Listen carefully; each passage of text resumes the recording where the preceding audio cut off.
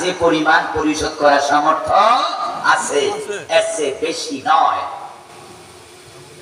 এখন যারা মেয়ের বাবা আছেন তারা আজকে সিদ্ধান্ত নেবেন যে আপনার জামাইকে, আপনার মেয়ের হাজবেন্ডকে আপনি কি জেনাকার কাতারে দেখতে চান আচরণ মাঠে? তাকে বিপদে ফেলতে চান?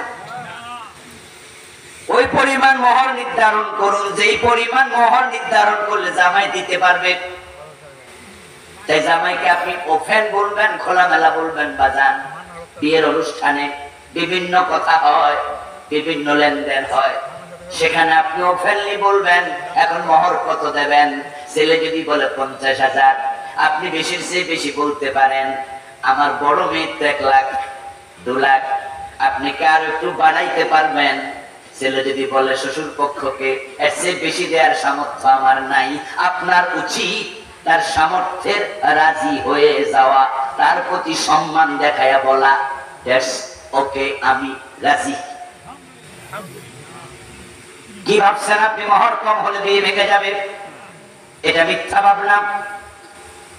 আজ থেকে 30 বছর 40 বছর পিছনে যান, এখানে যারা মুরব্বী আছে অনেকের মোহরে ছিল 10,000 20,000।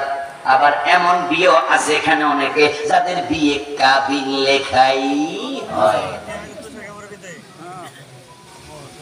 এই যে মুরব্বী কইতাছে আমার বিয়ে কাবিন লিখছি, হ্যাঁ এগুলো আমি আমার বড় ভাইকে দেখেছি বিয়ে কাবিন হয়। এখন যে বিয়েতে কাবিন রেজিস্ট্রিটা কম্পালসারি, আজ থেকে 30-40 বছর আগে এই যে ওনাদের সময় এটা এতটা গুরুত্বপূর্ণ মনে করতো না, কাগজে সিস্টেমে ছিল। আচ্ছা, জমি বিক্রি হয়েছে রেজিস্ট্রেশন ছাড়া, এমন ঘটনা কি ঘটে নাই? আপন ভাইরে বেশি আবার লেখা লাগবো কেন? আপন ভাইরে বড় ভাই কই যা আমার 20,000 দে, জমিটা তো। যদি কই ভাই তাহলে লিখবেন না, তো কি আমার বিশ্বাস করছ না? আমার মুখে দাম নেই। মানুষ ছিল সহজ সরল। আচ্ছা, যাদের বিয়েতে 10-20,000 মোহর ছিল অথবা কাবিনে হয় নাই, তখন বিয়ে ভাঙছে বেশি না এখন ভাঙবে বেশি? তাহলে আপনাদের 10 লাখ 20 লাখ বিয়ে ভাঙ্গা ঠেকাতে পারে নাই। স্ত্রীর হক আদায় করুন। 2 নাম্বার ভরণ পোষণ।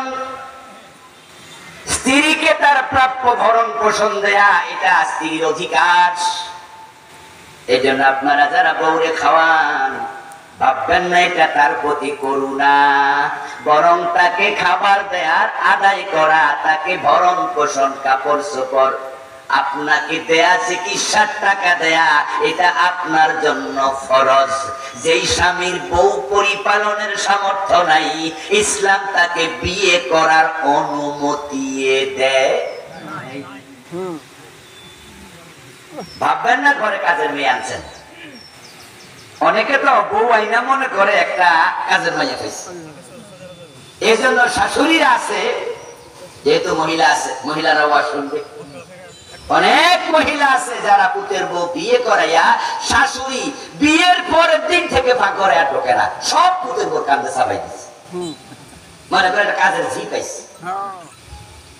আচ্ছা আপনি বলুন তো, হ্যাঁ এই মেয়ে ঘরে কাজ করবে, এটা তার সংসার।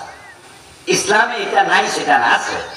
কিন্তু যে মেয়েটা আপনার বাড়িতে আজকে আসলো, গতকালকে আসলো, এই মেয়েটা বড় হলো যেখানে 15 বছর 17 বছর ছিল, যে মাটির সাথে তার নারীর সম্পর্ক, ওখান থেকে 30-50 মাইল দূরে চলে আসলো। তার মনটা কি আদৌ ভালো না একটু কষ্টে আছে? মা ছেড়েছে, বাবা ছেড়েছে, এমন মেয়েও তো আছে মা বাবা ছেড়ে জীবনে এক রাত দূরে থাকে নাই, আজকে 30 মাইল দূরে চলে আসছে। এবং যাদের কাছে আসছে এমন ফ্যামিলি তো বিয়ে হয়, বিয়ের আগে যাদের সাথে পরিচয়টুকুও ছিল না, একবারে নতুন বাড়ি, নতুন ঘর, নতুন পরিবার, স্বামী নতুন, শ্বশুরি শাশুড় সবাই নতুন, সব রেখা আসছে। এই মেয়েটার তো এমনি মন খারাপ, ওরে পরের দিনে পাকঘরে ঢুকাতে হবে কেন? তাকেও একটু ইজি হওয়ার সময় দেয়া উচিত ছিল।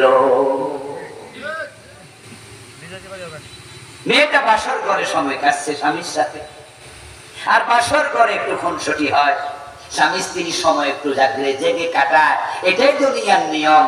তাই সকালবেলা ছিল ফজরের পরে, এই শাশুড়ির দরকার ছিল সে নিজেই ফজরের নামাজের পরে একটা ডিম ভাজি কইরা, পোস্ট কইরা, একটু রুটি, একটু তরকারি, একটু যা খাওয়ার সেখানে ঘরে পাঠাইয়া দেয়া, বৌমা তোমরা খাইয়া আরো 2 ঘন্টা ঘুমা।